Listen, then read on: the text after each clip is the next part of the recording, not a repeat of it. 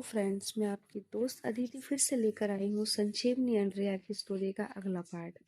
I hope आप सभी अच्छे होंगे, अपना ढेर सारा ख्याल रख रहे होंगे और आप सबकी दुआओं से मैं भी थोड़ा ठीक हूँ, बेहतर हूँ पहले से। और तबीयत में काफ़ी सुधार है, आप लोगों की दुआ का असर है जो मैं जल्दी स्वस्थ हो गई हूँ। तो चलिए बिना किसी देरी की स्टोरी आती रहेंगी, तो स्टार्ट करते हैं अपनी स्टोरी का अगला पार्ट। उससे पहले अगर चैनल को सब्सक्राइब नहीं किया है तो कर लीजिएगा, लाइक कमेंट शेयर स्टोरी को ज़रूर कीजिएगा। तो चलिए उनके उस खूबसूरत पल को और आगे बढ़ाते हैं और अपनी कहानी को एक नया मोड़ देते हैं। कमरे में सिर्फ धीमी धीमी सांसों की आवाज़ गूंज रही थी। हल्की चांदनी पर्दों के बीच छनकर उनके चेहरे पर पड़ रही थी। रिया ने धीरे से संजीवनी का चेहरा अपने हाथों में लिया, उसकी आंखों में देखा और बस एक पल को वहीं ठहर गई। संजीवनी की आंखों में हल्की नमी थी, लेकिन वो मुस्कुरा रही थी। वो मुस्कान जिसमें सुकून भी था और चाहत भी। रिया ने हल्की आवाज में कहा, तुम्हें पता है, जब तुम मुझे इस तरह देखती हो तो मुझे लगता है कि मैं इस दुनिया की सबसे खुशनसीब इंसान हूँ। संजीवनी ने बिना कुछ कहे उसकी उंगलियों को अपने होठों से छुआ और फिर धीरे से उसे अपनी तरफ खींच लिया। उनके बीच की दूरी अब लगभग खत्म हो चुकी थी। रिया ने संजीवनी के गालों को हल्के से छुआ। उसकी उंगलियां उसकी गर्दन से होती हुई उसके कंधों तक पहुंच गईं। संजीवनी ने अपनी सांसों को महसूस करते हुए रिया के करीब आकर हल्के से उसके कान में फुसफुसाया, रिया, आज मुझे कोई जल्दी नहीं है। रिया हल्के से मुस्कुराई। उसकी उंगलियां संजीवनी की पीठ पर एक हल्की सी कपकपी छोड़ रही थी। तो आज की रात सिर्फ हमारी है? संजीवनी ने कोई जवाब नहीं दिया, बस उसकी आंखों में देखा। फिर धीरे से अपने हाथों को रिया के चेहरे पर रखा और उसकी आंखें बंद कर दी। रिया ने संजीवनी को अपनी बाहों में भर लिया। पल जो थम सा गया था, उन दोनों के बीच अब कोई दूरी नहीं थी। संजीवनी की उंगलियां रिया की पीठ पर हल्के हल्के घूम रही थीं, जैसे वो हर एहसास को यादों में कैद कर रही हो। रिया ने हल्के से उसके बालों को पीछे किया, उसकी गर्दन पर अपने होठ रख दिए। संजीवनी की सांसें तेज हो गईं। उसकी उंगलियां कसकर रिया की कमर पर थमने लगीं। संजीवनी ने रिया की ओर देखा। उसकी आंखों में एक ऐसी गहराई थी जिसे रिया ने पहले कभी नहीं देखा था। वो चाहती थी कि ये पल कभी खत्म न हो। रिया ने धीमे से कहा, संजीवनी, मैं तुमसे बेइंतहा प्यार करती हूँ। संजीवनी ने उसकी आंखों में डूबते हुए जवाब दिया, और मैं तुमसे खुद से भी ज्यादा। कमरे में सिर्फ उनकी धड़कनों की आवाज थी। रिया ने संजीवनी को और करीब खींचा। उसके होठों पर हल्के हल्के अपने एहसास छोड़े। संजीवनी ने रिया की पीठ पर अपनी उंगलियां फेरते हुए हल्के से कहा, रिया, प्लीज मत रुको। रिया ने उसे गहराई से देखा। उसकी आंखों में वो सारी बेचैनियां, सारी चाहतें, सारी कस्में और वादे थे। संजीवनी ने अपनी बाहों में रिया को और कस लिया। उनके जिस्मों की गर्मी आपस में घुलने लगी थी। उनकी धड़कनों की ताल एक हो गई थी। संजीवनी ने अपनी उंगलियों से रिया की उंगलियों को थामा और अपने सीने पर रखा। आज सिर्फ हमारा है रिया, बस हमारा। रिया ने हल्के से धीरे से कहा, और हमेशा रहेगा। रात बीत चुकी थी, लेकिन उनकी मोहब्बत की गर्मी अभी भी कमरे में महसूस हो रही थी। सुबह की हल्की किरणें जब पर्दों से चनकर उनके चेहरों पर पड़ी तो रिया ने अपनी आंखें खोली। उसने देखा संजीवनी उसके सीने से लगी हुई थी, गहरी नींद में थी। रिया ने हल्के से उसके बालों में उंगलियां फेरी और खुद को उसके और करीब कर लिया। संजीवनी ने आंखें खोली और बिना कुछ कहे रिया के चेहरे पर हाथ फेरा। गुड मॉर्निंग रिया, रिया ने मुस्कुराते हुए कहा। संजीवनी ने हल्की हंसी के साथ कहा, आज तक की सबसे खूबसूरत मॉर्निंग है। रिया ने संजीवनी को फिर से अपनी बाहों में समेट लिया, और यह सिलसिला कभी खत्म नहीं होगा। रात की वो नर्म सिहरन भरी गर्मी अभी भी कमरे की हवा में थी। रिया हल्की मुस्कुराहट के साथ संजीवनी को देख रहे थे। उसका शांत चेहरा, उसके हल्के बिखरे बाल और उसकी छोटी छोटी आंखें जो सुबह की रोशनी में चमक रही थी।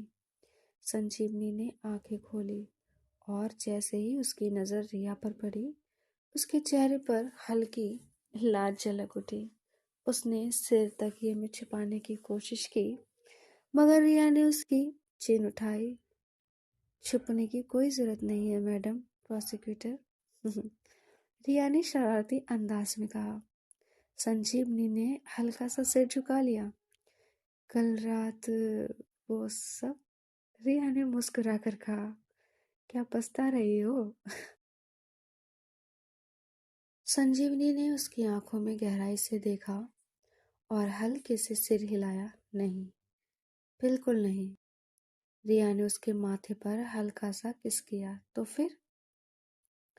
संजीवनी ने एक लंबी सांस ली, जैसे अपने अंदर कुछ कहने की हिम्मत जुटा रही हो। शायद अब पहली बार मैं खुद से झूठ नहीं बोल रही हूँ। रिया की आंखों में चमक आ गई। तो इसका मतलब? संजीवनी ने उसकी उंगलियां थाम ली और हल्के से मुस्कुरा दी। हाँ, मैं इस रिश्ते को आगे बढ़ाना चाहती हूँ। रिया खुशी से चमक उठी। उसने संजीवनी की और करीब खींच लिया, जैसे उसे फिर से अपने पास महसूस करना चाहती हो। संजीवनी ने हल्के से हंसते हुए कहा, रिया, ये क्या कर रही हो? अभी सुबह हुई है। रिया ने उसकी आंखों में झांकते हुए कहा। तो तुम्हें नहीं पता कि सुबह का प्यार सबसे खास होता है? फ्रेंड्स, मुझे भी नहीं पता। कमेंट्स करके बताइए, क्या सच में सुबह का प्यार बहुत खास होता है? इस बात पर संजीवनी ने हल्का सा सिर हिलाया। तुम कभी सुधरोगी नहीं ना? रिया ने हंसकर जवाब दिया। नहीं, जब तक तुम मेरे साथ हो तब तक तो बिल्कुल नहीं। रिया और संजीवनी ने साथ में नाश्ता बनाया। रिया ने जबरदस्ती उसे खाना खिलाया और हर छोटी छोटी बात पर उसे चिढ़ाया। जब दोनों कैफे पहुंची तो स्टाफ ने हल्की मुस्कान के साथ दोनों को देखा। ऐसा लग रहा था कि सब जानते थे कि आज कुछ खास है। संजीवनी ने हिचकिचाते हुए कहा, रिया, क्या ये ठीक रहेगा? मतलब, अगर लोग जान गए कि हम? रिया ने उसकी बात काटते हुए कहा, तो क्या? मुझे इस रिश्ते को छुपाने की जरूरत महसूस नहीं होती और तुम्हें भी नहीं करनी चाहिए अब। संजीवनी ने कुछ सोचते हुए कहा, मैं धीरे धीरे तैयार हो जाऊंगी, बस मुझे थोड़ा वक्त चाहिए। रिया ने उसका हाथ थामा। जितना वक्त चाहिए उतना लोगी, लेकिन याद रखना, मैं तुम्हारे साथ हूँ हमेशा। संजीवनी ने हल्की मुस्कान दी और पहली बार उसने अपने दिल के कहे पर यकीन किया। संजीवनी का ऑफिस। पता नहीं आगे क्या होने वाला है। क्या वहां से एक इस नए सास को नई चुनौती मिलेगी, या रिया का कोई अतीत, कोई पुराना जख्म फिर से उभर आएगा? दोस्तों, चलिए जानते हैं क्या होता है आगे। आप बने रहिएगा। फिलहाल आप कहीं मत जाइएगा और कहानी को बिना स्किप किए सुना कीजिए दोस्तों। और अगर अभी तक लाइक नहीं किया है स्टोरी को तो लाइक कर दीजिए, और चैनल को सब्सक्राइब नहीं किया है तो चैनल को भी सब्सक्राइब कर लीजिएगा। कैफे की हल्की खनखनाहट, कॉफी की महक और रिया की हंसी, यह सब संजीवनी के लिए एक नई दुनिया का हिस्सा बन चुकी थी। वह अपने ऑफिस के लॉयर टेबल पर से निकलकर यहाँ इस सुकून भरी जगह पर आ चुकी थी, जहाँ उसकी जिंदगी को अब एक नया रंग मिल रहा था।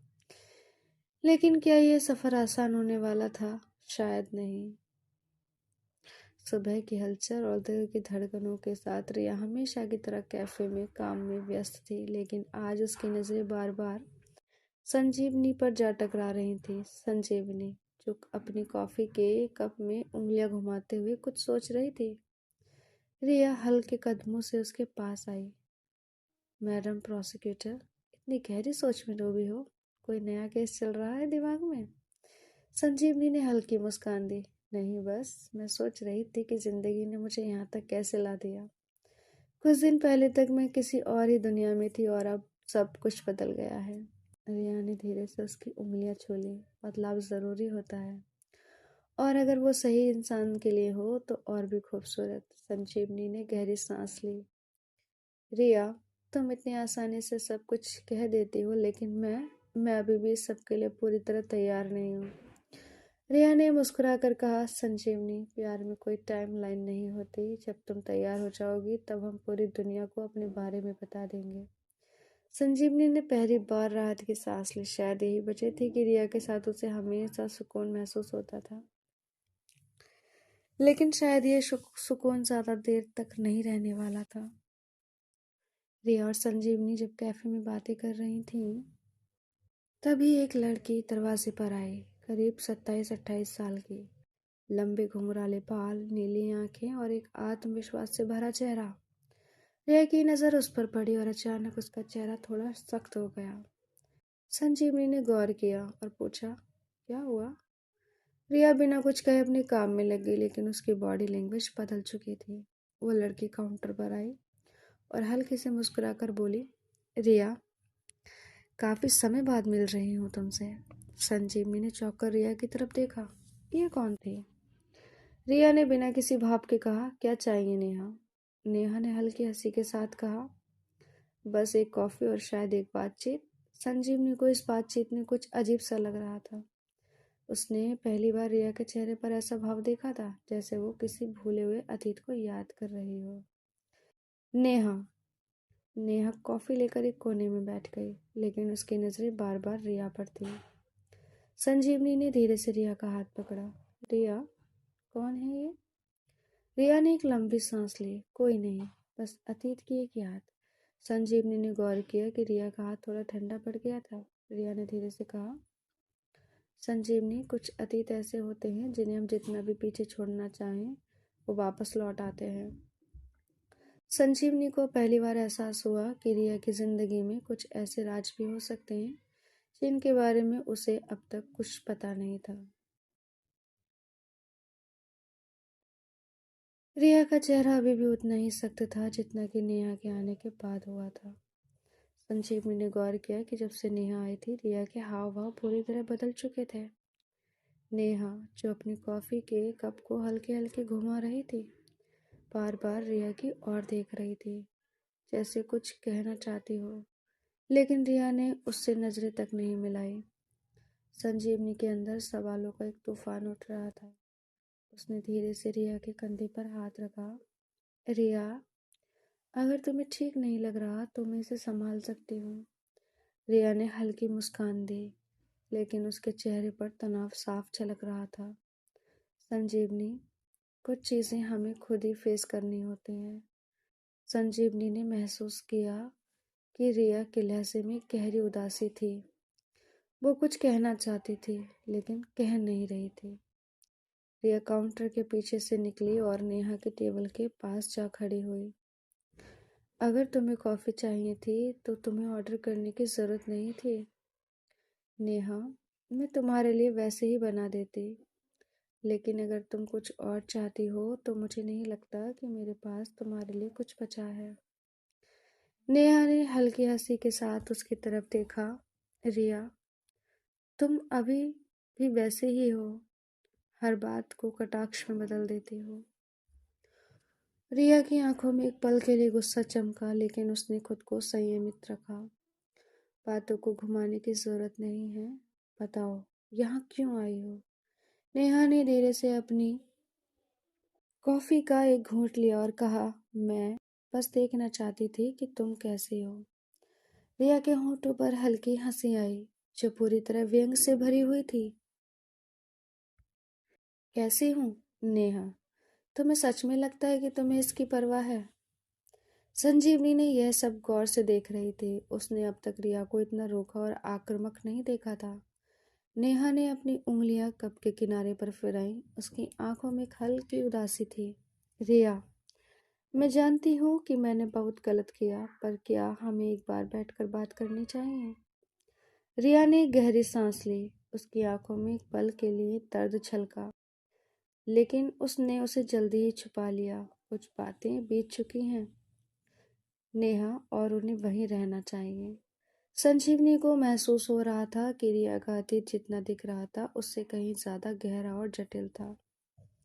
उसने धीरे से रिया का हाथ पकड़ा, जिससे रिया का ध्यान उसकी तरफ गया। रिया, अगर तुम्हें इससे कोई परेशानी हो रही है तो हम इसे यहीं ख़त्म कर सकते हैं। तुम्हें इस बातचीत के लिए मजबूर होने की ज़रूरत नहीं है। रिया ने पहली बार संजीवनी की आंखों में देखा और उसकी आंखों में वही सुकून पाया जो हमेशा उसे शांति देता था। लेकिन नेहा अभी भी वहीं थी और उसकी आंखों में कुछ ऐसा था जो उसे जाने नहीं देगा। क्या रिया अपने अतीत का सामना कर पाएगी? क्या नेहा अपना सिर्फ एक इत्तेफाक था या उसके आने के पीछे कोई और वजह थी? दोस्तों, संजीवनी और रिया के रिश्ते पर क्या असर पड़ेगा? आखिर नेहा आई क्यों है? फ्रेंड्स, अपनी राय कमेंट्स में दीजिएगा कि आखिर क्या होगा। या नेहा फिर से रिया को पाने की कोशिश करेगी या कहानी का कुछ और एक नया मोड़ आएगा। फिलहाल मैं स्टोरी को यहीं रोकती हूँ। आप कमेंट्स में ज़रूर बताइएगा कि आखिर क्या मोड़ आने वाला है इस कहानी में। तब तक के लिए अपना ख्याल रखिए, अपनों का ख्याल रखिए। स्टोरी को लाइक कमेंट शेयर करना बिल्कुल मत भूलिएगा और सब्सक्राइब जरूर कर लीजिएगा चैनल को। आज थोड़ा छोटा ही मैंने इसको रिकॉर्ड किया है, थोड़ा थोड़ा करके मैं बढ़ाऊंगी। थोड़ा गला प्रॉब्लम कर रहा है इसलिए। बाकी कल से आपको कंटिन्यू लॉन्ग एपिसोड मिलेंगे। और चलिए फिर मैं चलती हूँ, तब तक अपना ख्याल रखिए। Bye bye, take care.